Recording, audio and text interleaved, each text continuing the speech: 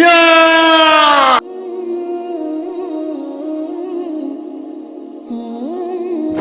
আরে রক্ত! ওরে বাবারে, পালাতে হবে, তাড়াতাড়ি যেতে হবে, আমার ভাইয়ের কবরে ফুল দিতে হবে। আরে ছোট, তুই ওদিকে যাস না, ওইখানে একটা কবর থেকে অনেক জোরে চিল্লানোর আওয়াজ হচ্ছে, আর সেই কবর থেকে রক্ত বেরোচ্ছে। আচ্ছা তাহলে আমাকে দেখাও কোন কবর।